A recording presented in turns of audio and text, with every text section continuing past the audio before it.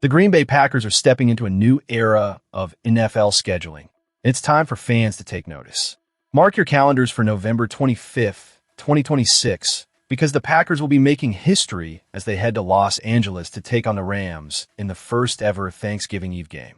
This is not just another game on the schedule. It's a groundbreaking moment that could reshape how we view holiday football. So, where are you watching from, Packers fans? And what do you think about this exciting new matchup? Leave your comments below. I want to hear your thoughts. For the first time in league history, the NFL is introducing a Thanksgiving Eve game, and who better to lead the charge than our beloved Packers?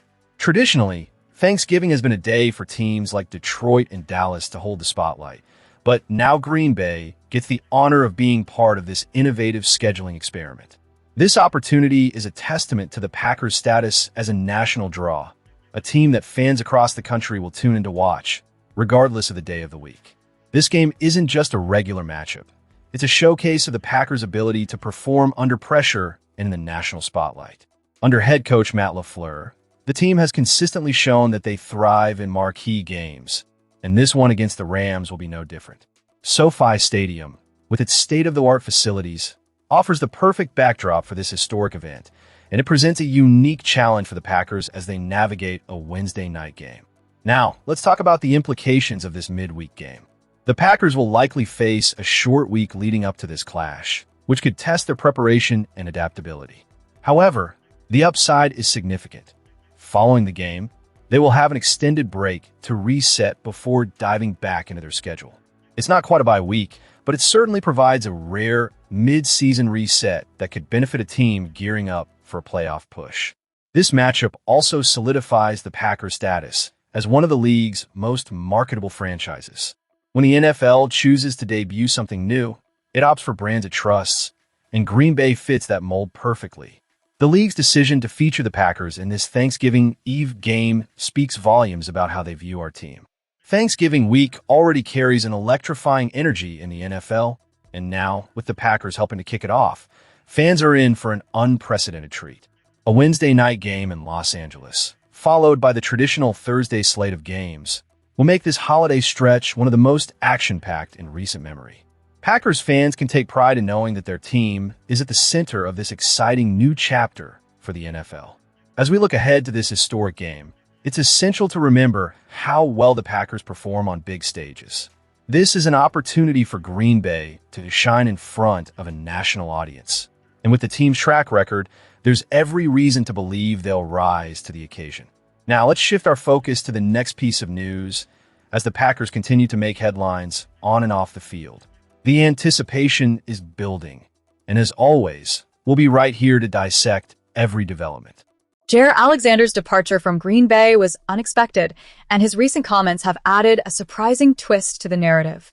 In a revealing piece with the Players Tribune, the former All-Pro cornerback opened up about the lack of communication that preceded the team's decision to part ways with him.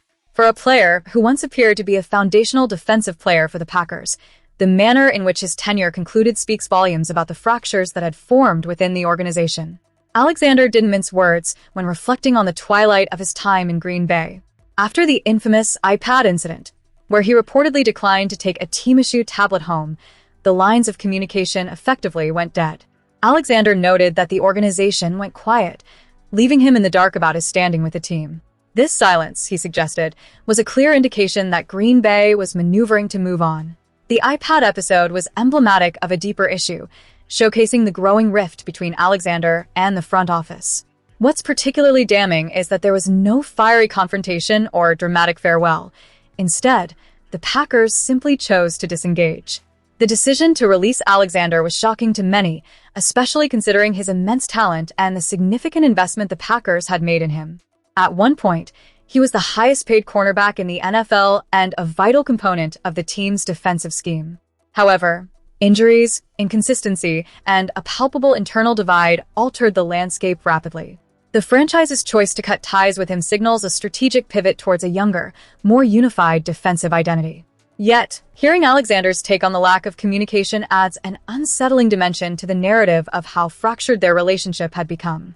Despite the way things ended, Alexander remains steadfast in his belief in his abilities. He asserted that he is healthy, motivated, and primed for a new beginning. His message is clear.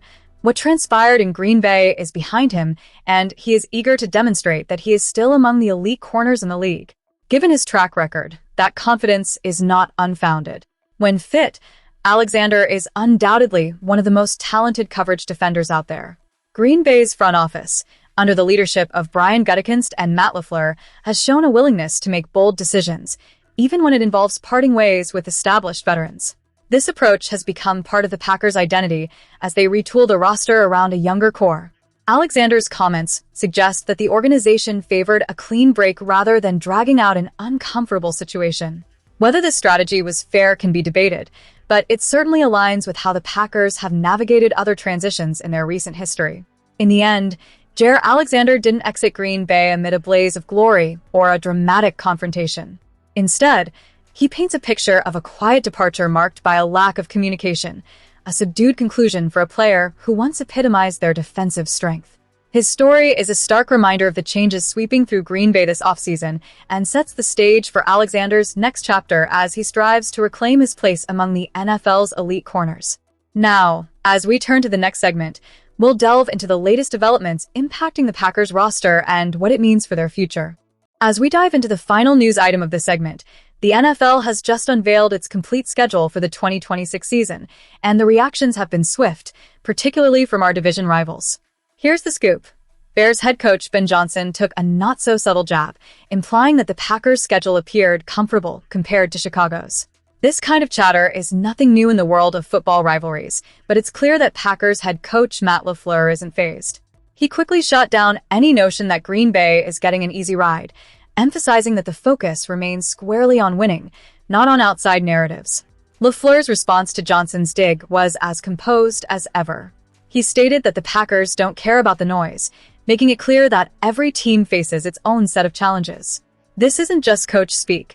It's a rallying cry for a team that has shown resilience and determination over the past couple of seasons. LaFleur understands the stakes and is not interested in engaging in a back and forth with rivals.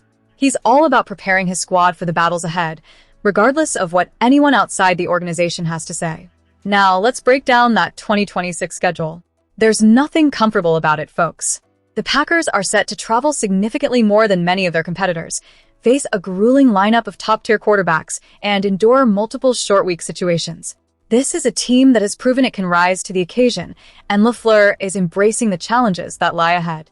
He's instilling confidence in his players, highlighting their ability to handle adversity.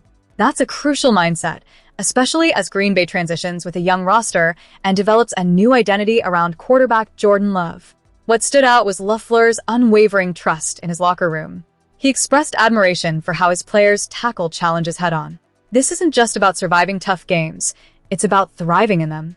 The past 2 seasons have shown that the Packers can win in hostile environments, and that's a testament to the resilience that LaFleur is cultivating within the team.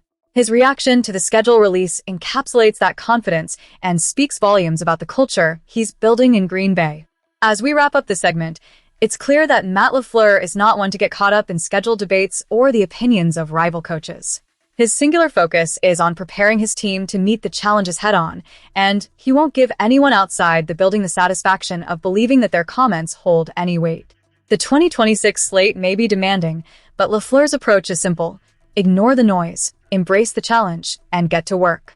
Now, I want to hear from you, Packers fans. Where are you watching from? And what are your thoughts on this upcoming season? Be sure to drop your opinions in the comments below.